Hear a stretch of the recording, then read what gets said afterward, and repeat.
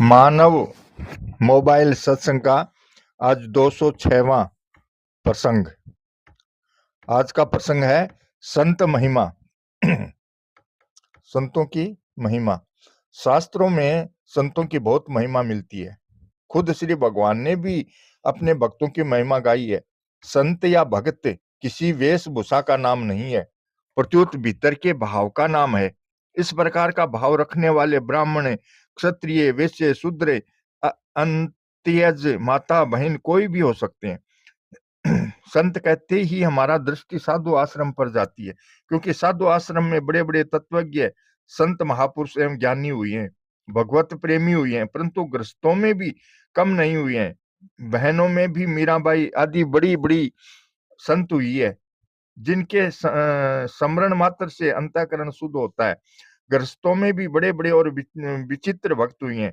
इतना ही नहीं, साधारण से साधारण, पापी से पापी, दुराचारी से दुराचारी तथा मूर्ख से मूर्ख व्यक्ति भी उस तत्व को जानकर संत महात्मा बन सकता है। संसार में कोई भी दो व्यक्ति धन, संपत्ति, वैभव आदि में समान नहीं हो सकते, किंतु परमात्म तत्व प्राप्ति में सब समान होते हैं। जो तत्व वशिष्ठ, नारद एवं सनकादि को प्राप्त हुआ है, वही आज भी प्राप्त होता है, क्योंकि वह सत्य तत्व एक है। वहां पहुंचने पर सब एक हो जाते हैं। हाँ, साधन में फर्क हो सकता है। पहुंचे पहुंचे एक मत, अण पहुंचे मत और, संत दास घड़ी अरट की ढूरे एक ही ठोर।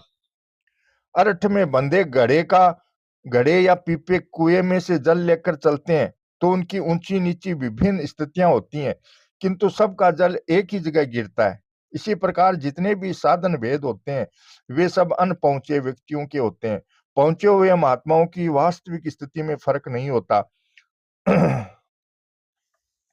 साधनाओं की अलग अलग होने के कारण मार्गों की भिन्नता वहां भी रहती है, किंतु लक्ष्य तक पहुंचने पर सब एक ही तत्व को प्राप्त हो जाते हैं। गीता में दो निष्ठाएं बताई हैं, ज्ञान योग और कर्म योग। ज्ञान योग्यन संख्या नाम, कर्म योग्यन योगी नाम है।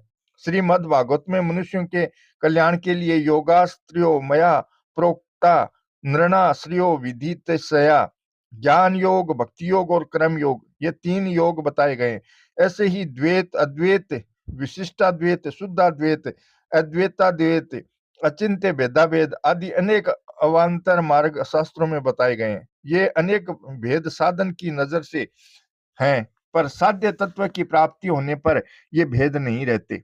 जो साध्य तत्व तक पहुंच जाए और रास्तों की नजर से भी ठीक ठीक विवेचन कर दे, ऐसे संत बहुत ही कम मिलते हैं। अब है या नहीं